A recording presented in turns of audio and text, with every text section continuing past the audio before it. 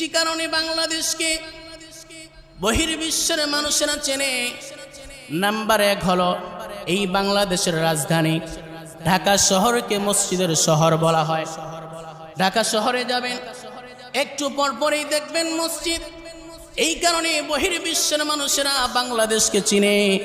Number 2 হলো এই বাংলাদেশের কোরআনের হাফেজরা নাজমুস সাকিব, সালে আহমদ, তাকরিম কারি, আবু রায়হানের মতো হাফেজরা সৌদি আরবে গিয়ে যে দেশে আল্লাহ কোরআন নাজিল করেছে সেই দেশের হাফেজ কোরআনদেরকে পিছনে ফেলে প্রথম, দ্বিতীয়, তৃতীয় পুরস্কার নিয়ে আসে বাংলাদেশে। বলি সুবহানাল্লাহ। নাম্বার 3 হলো এই বাংলাদেশকে মানুষ কেন চিনে? বাংলাদেশে এমন একজন মুফাসসিরে কোরআন ছিলেন, বিশ্ববরেণ্য মুফাসসিরে কোরআন ছিলেন, যিনি গোটা 50টি বছর ধরে সাইকেল চালাইয়া চালাইয়া কোরআনের মাহফিলগুলো করত, যার কোরআনের মাহফিলে লক্ষ লক্ষ মানুষের সমাগম হতো। বলি সুবহানাল্লাহ। যেই সময় ইউটিউব ছিল না, ফেসবুক ছিল না, ইন্টারনেট ছিল না, এখন তো ফেসবুক, ইউটিউব, ইন্টারনেট আছে, যার কারণে আমরা ডক্টর মিজানুর রহমান আজহারিকে চিনি, তার ওয়াজ আমরা শুনি।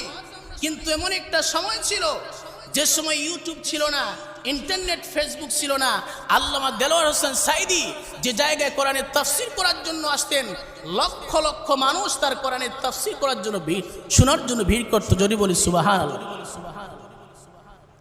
আবার ভাইয়ের এই জন্য এই কোরআনটা এমন একটা কিতাব আল্লাহ পাক পৃথিবীতে নাজিল করেছেন, নবী চলে গেছেন, কিন্তু কোরআন আজও পর্যন্ত আছে না নাই? আছে। কফিলউদ্দিন তাওরাত কিতাবের হাফেজ চিন্তা করলো, আমার নবীর কিতাবে অন্য নবীর নাম এত বেশি কেন থাকবে? তাওরাত কিতাবে যত জায়গা আমাদের নবীর নাম ছিল 4500 জায়গা থেকে মুহাম্মদ মুহাম্মদ নামগুলো কেটে দিয়ে মুসা নবীর নাম বসিয়ে দিয়েছে। এই কাজ করে সে যখন রাতের বেলা ঘুমিয়েছে, মধ্যরাতে কফিলউদ্দিন তাওরাত কিতাবের হাফেজ ঘুম থেকে উঠে দেখে সে গুইসাব হয়ে গেছে। চিন্তা করে গুইসাব কেন হলাম? স্মরণ পড়ে গেল, আমি তো গত রাত্রে 4500 জায়গা থেকে বিশ্বনবী মুহাম্মদের নাম কেটে দিয়েছি। এই কারণে মনে হয় আল্লাহ তাআলা আমাকে অভিশপ্ত গুইসাব বানিয়ে দিয়েছে।